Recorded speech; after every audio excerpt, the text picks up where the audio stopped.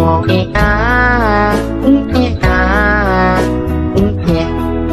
been a really, really messed up week. Some days torture, some days better. La la la, la la la. Dan yang lebih anehnya lagi, Wak, sakit yang diderita sama Karim ini selalu berlangsung setiap sore sampai malam. Dan setiap kali demam tuh kedua kaki aku tuh macam dingin kali, dinginnya nggak wajar, betul-betul kayak kaki aku ini lagi dalam freezer, kayak gitu. Hai, wassalamualaikum warahmatullahi wabarakatuh. Terima kasih sudah klik video ini. Oke, Wak, jadi di malam ini seperti biasa aku datang kembali membawakan satu kisah horor Wawa part 202. Kebiasaan ngomong 100 mau 100 aja udah 200 kita. Terima kasih banyak buat kalian yang sudah setia menjadi penonton dan juga sudah menjadi narasumber dari kisah horor Wawa ini dari awal part 1 sampai part 202 ini ya. Selain berterima kasih, aku dan juga segenap tim dari Nadia Omara Channel mengucapkan selamat Hari Raya Idul Fitri 1445 Hijriah. Mohon maaf lahir batin nih, Wah, serius dia, aku betul-betul minta maaf sama kalian kalau ada salah-salah kata, pengeditan kami yang kurang atau sumber-sumber kami yang mungkin ada yang keliru atau yang kurang, udahlah maafkanlah kami ya. Terasa udah lebaran lagi ya, Wak ya. Perasaan baru kemarin kita sahur sama tarawih pertama, tiba-tiba sekarang udah lebaran aja. Masya Allah, semoga kita diberikan umur panjang untuk bisa bertemu di bulan Ramadan lagi tahun depan, amin ya robbal alamin. Oke, Wak, malam ini aku nggak lupa kok sama tugas aku. Seperti biasanya aku akan menceritakan lagi pengalaman horor Wawa ketika bekerja di sebuah pabrik sendal yang terkenal angker. Selama kerja di sana, Wawa yang jelas-jelas tumpulnya macam awaknya bukan IndiHome, akhirnya melihat sosok makhluk astral untuk pertama kali seumur hidupnya. Nah, masalahnya, Wak, sosok ini tengok nih seram kali bentuknya, dan konon katanya sosok itu ada hubungannya dengan sebuah peristiwa kelam yang pernah terjadi di pabrik itu. Nah, penasaran gimana kisah selengkapnya kan? Jadi tanpa banyak spoiler, langsung aja lah kita masuk ke ceritanya. Check it out.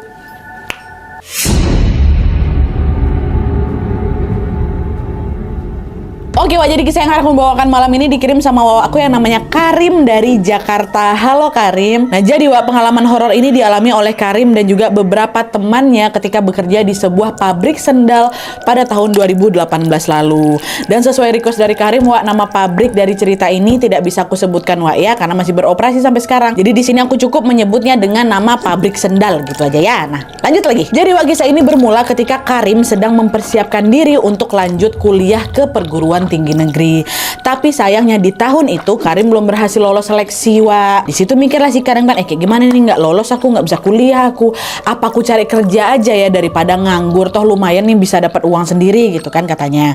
Nah, di saat yang bersamaan, Wak, adalah ini teman sekolahnya Karim yang bernama Nanda tiba-tiba ngubungin si Karim. Nanda bilang, "Hei Karim, kamu mau nggak ikut aku kerja di pabrikku? Kebetulan di sini lagi ada lowongan," bukan pabrikku maksudnya, ya kerja di pabrik tempat aku bekerja kayak gitu. "Kebetulan di sini ada lowongan." Boleh lah, Wak. Kebetulan juga aku juga kepikiran nih lagi nyari kerja, aku nggak lolos keterima di kampus itu. "Oh ya udah, kalau gitu kau siapin lah berkas-berkas pendaftarannya, nanti kau bawa ke aku," kata si Nanda. "Oke, makasih ya Nanda," kata si Karim. Dah lah, Karim ini pun mendaftarkan dirinya untuk bekerja di tempat kerjanya Nanda, yaitu di sebuah pabrik yang memproduksi sendal. Dan bejoknya, Wak, waktu itu Karim langsung diterima kerja dan dia bahkan diminta untuk langsung masuk kerja keesokan harinya atau sehari setelah diterima tuh langsung kerja besok ya kata si bosnya ini kan. Dah senang lah si Karim ini, pergilah dia ke pabrik itu. Pada hari pertama kerja, Wak, Karim ini langsung ditempatkan di posisi lori. Nah, jadi lori ini macam gerobak gitu, Wak, gerobak yang menyimpan alas sendal yang baru saja selesai diproduksi. Nah, terus job desk-nya dari si Karim ini adalah mendorong lori atau gerobak yang berisi sendal tadi dari tempat produksi yang ada di lantai 1 ke dalam gudang penyimpanan yang ada di lantai 2. Itu aja job desk-nya.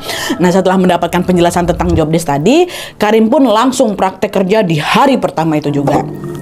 Awalnya pekerjaan Karim ya lancar-lancar aja ya, masih agak menyesuaikan lah gitu Nadia. Tapi siang harinya langsung tua Karim mengalami sesuatu yang bisa aku bilang janggal kali lah Nadia. Jadi waktu itu Karim ini ceritanya baru aja mendorong lori dari lantai 1 menuju lantai 2 seperti biasa lah kan.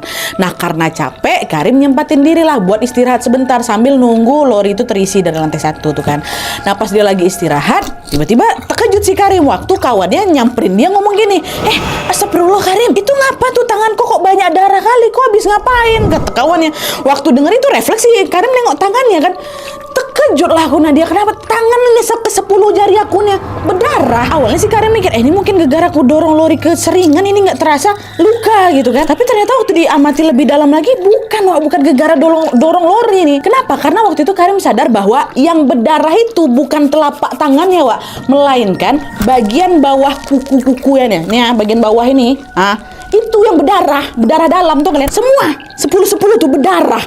Kenapa jadi ini pula yang luka? Kalau memang lukanya gara-gara dorong lori, maunya kan di sini telapak tanganku kan dia. Ini enggak, luka-luka dalam kuku. Berat kali pun enggak, ini gara-gara apa nih? Berdarah semuanya memang, Wak. Kok bisa ya? Dari tadi aku nggak ngerasa sakit sedikit pun, tapi waktu ditengok udah 10 jari aku aja yang berdarah Nadia. Nah ini ada janggal kan, dari mana hasil luka nih Kawan-kawan yang lain pun ditanya ini kenapa pada heran juga kenapa bisa kayak gitu. Kalau memang gegara dorong itu atau gegara apa gitu, mungkin ada yang bilang oh itu gegara kok dorong lori ada tekanan darah yang tak kayak gimana lah gitu. Enggak, ini orang aneh aja kok luka bisa kayak gitu Nah, meskipun diliputi berbagai perasaan janggal pada saat itu, Karim berusaha menepis pikiran buruknya. Ingat, ini hari pertama aku bekerja. Udahlah mungkin ya sudahlah, kebetulan aja lagi cedera kayak gitu, dan aku satu-satunya orang yang pernah cedera kayak gini di pabrik. Nah dia pun menganggap bahwa luka itu muncul karena dia mungkin lupa pakai sarung tangan, walaupun sebenarnya nggak diwajibkan juga pakai sarung tangan waktu itu kan. Akhirnya pada saat itu ya sudah, Karim pergilah ke ruang medis untuk mengobati luka-lukanya. Dan setelah itu Nita nggak sakit, nah dia cuma berdarah. Dan udah selesai luka-lukanya, udah dibersihkan semuanya, walaupun lebam-lebam lah jari di bawah aku nih kan. Aku kembali lagi melanjutkan pekerjaanku sampai selesai. Nah itu kejanggalan pertama tuh, kok bisa kayak gitu ya. Nah singkat cerita, di hari kedua, ketiga, dan seterusnya pekerjaan Karim pun berjalan dengan sangat lancar, Wak. Karim sudah bisa beradaptasi, sudah punya banyak teman, dan juga sudah bisa menikmati ritme kerja di sana. Enjoy lah Nadia aku di sana, pokoknya nyaman lah gitu kan. Tapi di tengah kesenangan itu, Wak, pada suatu hari Karim mengalami lagi sebuah peristiwa mistis yang di sini bikin aku shock kali waktu itu. Jadi ceritanya hari itu si Karim ini mendapatkan jatah bekerja di shift 3. Ya shift 3 ini, Wak, berarti Karim harus standby di pabrik mulai dari jam 11 malam sampai jam 7 pagi. Dah lah, memang biasanya kayak gitu, ada 3 shift ya kan. Dah masuk aku di shift 3. Awalnya biasa aja Nadia, aku bisa menjalankan tugasku tanpa ada kendala apapun. Lalu di sela-sela bekerja, Karim ini sesekali ngobrol lah sama beberapa teman rekan kerjanya di shift 3 itu juga. Nah pada saat itu ada nih salah satu senior aku bilang, Karim, kau anak baru kan di sini kan? Kau udah tahu belum kejadian besar yang menimpa pabrik ini? Kata dia. Dengar pertanyaan itu, Nadia entah ngapa aku ngangguk-ngangguk aja. Ini aku ngangguk seolah-olah aku tahu, padahal aku tuh nggak tahu apa-apa. Ada apa dulu pabrik yang nggak ada? Cuman aku pengen bilang, aku tahu kok, kayak gitulah. Entah ngapa aku kayak gitu Nadia. Mungkin karena pada saat itu biar aku dianggap tidak ketinggalan berita apa kayak gimana, ya udah aku ngangguk-ngangguk aja gitu. Nah setelah itu waktu siapa nih ngangguk, senior nih bilang lagi, oh ya udah kalau kau udah tahu, pokoknya kamu hati-hati ya selama kerja di sini, jangan lupa berdoa biar kamu nggak kenapa-napa, kata seniornya. Iya nah, belum sempat mau menjawab, Wak, tiba-tiba Karim ini langsung dengar ada suara aneh gitu Nadia, bertiup di telinga kanan sama kiri aku, set gitu kan. Saking anehnya suara itu sampai-sampai bikin telingaku berdengung gitu kan, kayak gitu dari datangnya suara itu kan. Terus beberapa saat kemudian Karim juga ngerasa kalau kok tiba-tiba hawa sekitar aku yang semula hangat langsung berubah dingin nih waktu diomongin kayak gitu. Apa nih, aduh aku bisa ngebayangin siapa yang apa yang dialami sama si Karim. Dah meskipun ngerasa janggal, Karim gak ambil pusing di situ. Dia memilih fokus bekerja sampai bel istirahat berbunyi. Ini jam malam nih, Wak, ya. Nah ketika waktu istirahat sudah tiba, Karim pun langsunglah bergegas keluar ruangan dan pergi membeli kopi di luar area pabrik gitu kan. Nah setelah kopi itu ada di tangan, aku masuk lagi lah ini ke pabrik, tapi gak langsung balik ke ruangan kerjaku. Waktu itu Karim memutuskan untuk duduk-duduk di kursi besi yang berada di atas parkiran motor. Dan FYI tempat si Karim ini duduk, Wak, beda bangunan sama tempat si Karim bekerja. Pokok beda bangunan lah gitu. Dia duduk lah di situ, mungkin yang mau cari ketenangan apa kayak gimana, atau juga mungkin biasanya ada juga beberapa orang nongkrong di situ gitu kan. Dah tuh di sana Karim sibuk minum kopi sambil main handphone. Enak tuh di situ ada angin sepoi-sepoi. Ini malam nih, Wak, ya. Malam yang paling jam 3 jam 2 malam gitu lah. Nah setelah beberapa saat berlalu, secara tiba-tiba Karim ngerasa nggak enak lagi, hawa di sana berubah langsung enak gitu kan. Karena penasaran, Karim yang dari tadi fokus main handphone, dia nengok lah, nyelingak ke kanan kiri. Rupanya aku tersadar di situ, tinggal aku aja di ruangan ini mah, kok sepi. Tadi masih ada orang lalu lalang di sini gitu kan. Sendirian dia ternyata di situ, Wak. Gak sadar dia saking fokusnya main handphone. Nah, walaupun sendirian, Karim waktu itu gak takut. Aku belum takut, aku cuma kaget, aku sendirian di sini. Aku belum mau pergi dari ruangan itu, pengen masih menikmati di sana gitu kan, masih istirahat kok juga jamnya. Nah, lanjut lagi lah, minum kopi, main handphone lagi. Nah, pas enak-enaknya ngopi, Wak, dari sudut matanya Karim nengok ada seseorang yang berdiri dari kejauhan, Nadia. Awalnya aku pikir ya udah itu teman kerjaku ya kan. Nah, Karim refleks lah nengok ke arah si orang itu. Tapi ketika Karim menolehkan kepalanya, wah disitulah aku langsung berinding sebadan madan, Nadia. Detik itu juga aku nengok ada, bayangkan sama kalian ya, ada sosok makhluk berkulit hitam, badannya kurus sekali, betul-betul kurus macam tulang diselimutin kulit aja tuh, kurus sekali. Terus sosok itu rambutnya juga jarang-jarang, Nat. Ada di sini, jarang-jarang lah. Sisanya pita, ya kan? Dan rambut itu terurai nih ke depan sampai menutupi sebagian wajahnya. Apa tuh? Astagfirullah. Belum sempat mencerna keanehan itu, Karim dibuat terkejut lagi karena sosok itu makin lama makin mendekat ke arah Karim. Dan kalian tahu mendekatnya tuh kayak gini, Wak. Sosok itu mendekati Karim bukan dengan berjalan merangkak kayak gitu tuh, enggak. Tapi dia hilang dulu. Terus dia bertambah maju setiap kali Karim mengedipkan mata. Bisa kalian bayangkan kan? Satu kedipan lah dia udah loncat dia ke depan. Tapi nggak itu ya, macam hilang bentar. Waktu dia muncul udah maju. Satu kedip lagi, maju lagi dia 1 meter. Tapi majunya nih hilang datang ya, kayak gitu ya. Bukan dia berjalan atau merangkak, enggak. Makin maju, makin maju, kayak gitu. Bayangkan sama kalian. Makin banyak kedipan aku, makin maju lah dia. Nengok itu, wah, itu langsung gemetaran badannya si Karim. Wah, seumur hidup baru itu aku nengok makhluk gaib kayak gitu. Dan seseram itu, Nadia. Bisa aku bayangin kok Karim paham aku. Langsung berlari lah si Karim, berlari dia turun tangga ke arah bawah, menjauhi si sosok yang tadi itu kan. Tapi sebelum sampai ke lantai 1, Karim ini penasaran, dia mau nengok lagi nih ke atas ini. Semoga hantu ini nggak ngikutin aku gitu kan. Waktu ku tengok ke atas, memang dia nggak ngikutin aku dari belakang, nggak ngikutin aku turun ke bawah. Tapi yang ada, dia malah merangkak di atas plafon dengan posisi kepala ngadap ke aku. Kata dia kayak gitu. Dan dari situ makin jelas lagi ku tengok mukanya dia. Kepala sosok itu betul-betul tengkorak, tapi warna hitam. Udah nggak ada lagi matanya, hidung sama mulut udah nggak ada. Maksudnya kulit, mata, hidung, mulut, ini bibir ini maksudnya nggak ada. Pokoknya yang ku tengok tuh tengkorak, tapi warnanya hitam. Persis kalau kalian tengok tengkorak di lab-lab sekolah kayak gitu, tapi warna hitam. Bayangkan, kayak gitu dia ternyata. Makin berlari lagi. Astagfirullah. Katanya dia lari langsung masuk ke bangunan tempat dia bekerja seperti biasa. Nyampe di sana, astagfirullah, apa yang ku tengok tadi? Karim nggak sibuk dia, dia sengaja nggak menceritakan apa yang dialami ke kawan-kawannya, takut kawan-kawannya juga ketakutan gitu. Karim langsung pergi ke toilet, dia cuci mukanya, berusaha untuk menenangkan diri dan melupakan kejadian tadi, ya kan? Nggak, astagfirullahaladzim, wajar memang, wajar, sudah tenang lagi, apes saja aku bisa nengok itu gitu kan. Nah, setelah dirasa udah agak tenang, si Karim ini pun lanjut lagi menjalani pekerjaannya sampai shift berakhir. Tapi segimanapun Karim ini berusaha melupakan setan tengkorak tadi, Wak, Karim tetap dibuat merinding setelah tahu bahwa itu bukanlah kali pertama dia dilihatkan sosok-sosok gaib. Karena ternyata ada banyak sekali penampakan yang tidak kalah mengerikan lagi di pabrik itu. Itu masih permulaan tuh, Wak. Nah, singkat cerita, Wak, 2 minggu setelah Karim melihat hantu tengkorak tadi, sekarang giliran salah satu kawannya namanya Bang Dedi, Nadia, dihantui juga itu sama sosok yang seram tadi itu. Jadi ceritanya hari itu jam 8:30 malam, Karim sama Bang Dodi ini masih bekerja di ruangannya. Nah, kerja sat. Gak lama kemudian Bang Dedi pergilah ke gudang sablon sendirian buat mengecek barang kayak gitu. Nah, pas balik dari gudang, Wak, di situ Karim nengok Bang Dedi ini ternyata balik nggak sendirian, ditemani sama 4 orang yang lain, which is yang balik jadi 5 orang nih, ini kawan-kawan si Karim semua nih. Tapi di situ yang bikin si Karim terheran, kelima orang ini termasuk Bang Dedi balik ke ruangan tuh mukanya pucat semua, Nadia, macam orang ketakutan. Tuh aku nanya lah kan, Bang Ded, kenapa kok wajah kalian pucat semua, kata gitu. Udah nggak apa-apa, dah lanjut kerja lagi, bercepat pulang, kata Bang Dedi kayak gitu. Ngapa nih, kata si Karim kan. Karim nengok 4 5 tuh pucat semua ya, Nat. Nah, meskipun keheranan, Karim pun mengiyakan tanpa banyak nanya lagi. Dah, lanjut lagi lah di bekerja, set, sampailah shift berakhir di setengah 11 malam. Ini mereka masuk di shift kedua gitu. Dan setelah itu, bergegaslah ini semua pada balik ke rumah masing-masing. Waktu di parkiran, aku udah mau balik nih Nadia. Tiba-tiba disamperin sama Bang Dedi tadi. Nah, disitulah Bang Dedi baru cerita, Wak. Karim, kau tahu nggak Karim? Kenapa Bang? Sial kali. Kenapa? Kata siapa kan, kata Karim. Nah, ternyata di situ, Wak, waktu Bang Dedi pergi ke tempat sablon tuh, Bang Dedi baru saja melihat sosok penampakan. Jadi ceritanya Bang Dedi kan ke gudang sablon tadi. Waktu dia lagi di sana, tiba-tiba dia dengar ada suara perempuan ketawa. Dia tengok lah itu ke arah penyimpanan sendal karena suaranya dari sana. Nah, waktu nengok ke sana, disitulah Bang Dedi melihat ada sosok kuntilanak nih, Wak, ya, kuntilanak. Wajahnya gosong, ya kan? Rambutnya gimbal. Lagi terbang di atas tempat penyimpanan tuh. Dan ternyata keempat kawan yang memang lagi ada di tempat sablon itu juga nengok sosok itu, Wak.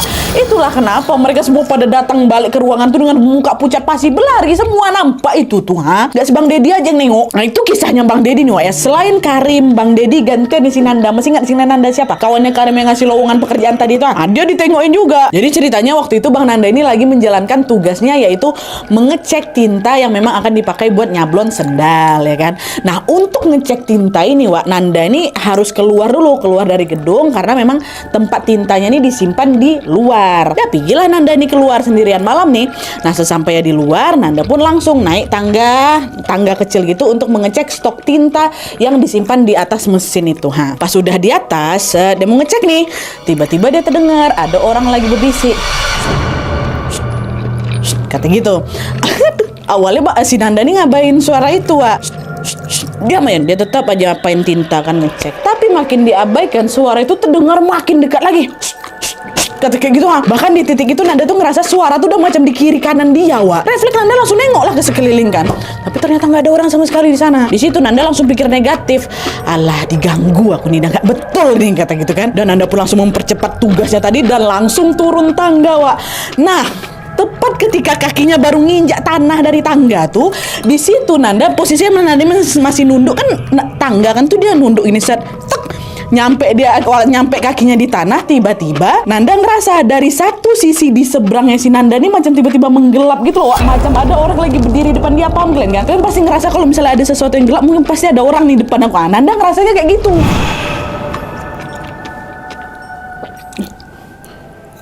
Udah denger dari krek dari belakang. Bodoh amat. Karena penasaran, Nanda ngangkatlah kepalanya ini kan buat ngecek siapa yang ada di depan aku nih. Waktu dia betapa terkejutnya si Nanda karena ternyata, Wak, yang dia lihat itu bukan manusia. Yang lagi gelapin pandangan itu bukan manusia, tapi bayangan sesosok pocong yang sedang berdiri di hadapannya. Dan secara tiba-tiba pocong itu macam melayang pelan gitu karena Nanda nge-freeze si Nanda dikit. Dan disitulah, Wak, Nanda melihat dengan jelas bahwa wajah pocong itu hitam legam dan gosong. Nengok penampakan itu kan, dia baca doa, astagfirullah, berlari dia langsung ninggalin ruangan itu, balik lagi ke ruangan tempat kerja dia. Udah agak lega nih kan si Nanda, udah menjauh dari pocong itu. Ini belum selesai nih, Wak. Udah lari. Apa yang ku tengok tadi? Belum selesai lagi, dia balik lagi tempat ruangan dia bekerja tuh, baru masuk pintu tuh aja. Tiba-tiba si Nanda dengar di telinga kanannya. Kenapa? Kata semacam detik itu juga Nanda langsung berlari, dipanggil akun-akun yang lain. Tolong temenin aku di sini, kata dia. Datanglah mereka semua. Kenapa kok? Udah nggak apa-apa, aku temenin aja aku di sini, kata kayak gitu. Di situ sama juga, Wak, Nanda nggak ada menceritakan apapun karena dia juga nggak mau teman-teman yang lain ketakutan. Tapi walaupun kayak gitu, kawan-kawannya udah paham. Oh, ini pasti dia habis diganggu nih gitu kan. Dah, nggak usah banyak tanya, udah lanjut aja gitu. Nah, mereka lanjut lagi nih bekerja. Nah, keesokan harinya barulah di situ Nanda menceritakan pengalaman yang pocong melayang gosong tadi ke Karim dan juga teman-temannya. Makanya Karim cerita soal ini juga. Nah, di situ Karim bilang lah akhirnya, sama, Wak, kapan hari juga aku diganggu setan tengkorak. Bang Dedi juga diganggu tuh di gudang sablon. Tapi sama-sama gosong loh. Udah nggak usah terlalu dipikirkan, kalau udah penting kita kerja fokus aja, kata Nanda kan. Iyalah, Wak, udah tenang ya, udah nggak apa-apa. Berarti memang ada apa-apa di pabrik ini, udahlah gitu. Mereka kan masih santai lah gitu ibaratnya kan. Udahlah, Karim, Nanda dan yang lain-lain yang ngedenger itu juga memilih nggak ngambil pusing dengan berbagai makhluk astral yang ada di sana. Mereka mikirnya wajar lah. Dia masih semangat juga nih, si Karim masih semangat kali kerja di sana tanpa memperdulikan gangguan-gangguan yang datang. Pertamanya Nadia, cuman waktu udah masuk bulan ke-6, nah disinilah aku juga mulai mengalami kejanggalan yang menurut aku lebih ekstrim lagi, kata si Nanda. Kok kata Nanda pula, kata Karim.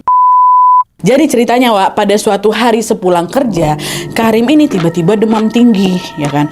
Waktu itu aku nggak mikir aneh-aneh Nadia, ya udahlah mungkin aku kecapean, aku demam gitu. Paling besok juga sembuh kan. Dan ternyata betul, besoknya segar bugar aku Nadia, udah ngerasa baikan kali. Berangkat kerja aku seperti biasa ya kan. Tapi sepulang dari pabrik, sepulang dari kerja, tiba-tiba demam tinggi lagi. Terus besok paginya sembuh lagi, gitu terus. Berselang-seling beberapa hari setelahnya Wak, kayak gitu terus. Dan yang lebih anehnya lagi Wak, sakit yang diderita sama Karim ini selalu berlangsung setiap sore sampai malam. Nanti waktu udah pagi Nadia, sehat walafiat aku. Nanti udah sore malam demam tinggi aku tuh. Dan setiap kali demam tuh kedua kaki aku tuh macam dingin kali, dinginnya nggak wajar, betul-betul kayak kaki aku ini lagi dalam freezer, kayak gitu. Awalnya Karim mikir kaki yang dingin tuh cuman perasaan dia aja Wak. Ini mungkin karena aku demam rasanya kaki aku kedinginan nih gitu. Padahal mah normal-normal aja kalau dipegang sama orang yang nggak sakit gitu.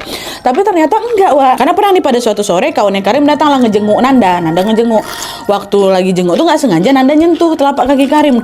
Astagfirullahaladzim, macam zombie kau. Dingin kali kaki kau nih. Kok nggak apa-apa kata? Betul, kok ngerasa dingin kali kakiku kan? Aku pikir perasaan kayak enggak nih, dingin kali nih kayak es, kata dia. Nah disitulah entah kenapa si Karim ini merasa bahwa sakit yang dia derita itu bukan penyakit demam biasa. Ini aku bilang dinginnya tuh betul dingin nggak wajar. Mungkin dia kayak dinginnya Edward Cullen waktu nggak sengaja tersentuh sama Bella, kayak gitu mungkin. Dari situ Karim ini kayak punya feeling kalau apa yang dia alami itu ada kaitannya dengan kejadian horor di tempat dia bekerja. Dan gegara itulah Wak, setelah mempertimbangkan banyak hal, Karim pun mengajukan pengunduran diri. Nggak enak perasaan aku betul-betul nggak enak karena sakit itulah. Karena sakit itu dia punya feeling kayak ini nggak betul nih kalau misalnya aku lanjutin kerja di situ. Betul, mundurin diri dia setelah 6 bulan kerja di situ. Karena ini bukti juga Nadia, setelah aku resign nggak pernah lagi aku sakit sore sampai malam, tiba-tiba sehat walafiat aku, nggak pernah. Cuman ini mungkin aja ya, entah mungkin perasaan aku apa enggak, mungkin juga karena aku capean aja gitu kan. Kalau misalnya aku udah resign ya udah aku nggak kerja, jadi aku nggak demam kayak gitulah mungkin ya mungkin. Nah tapi di sini Wak, meskipun udah nggak kerja lagi di pabrik sendal itu, Karim masih penasaran nih dengan apa sebenarnya yang udah pernah terjadi di sana dan kenapa dia diganggu sedemikian rupa ya kan.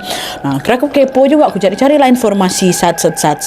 Nah setelah menggali informasi seputar pabrik sendal itu Wak, Karim pun akhirnya mendapatkan sebuah jawaban yang menyeramkan sekaligus juga mengiris hati dari pabrik sendal ini.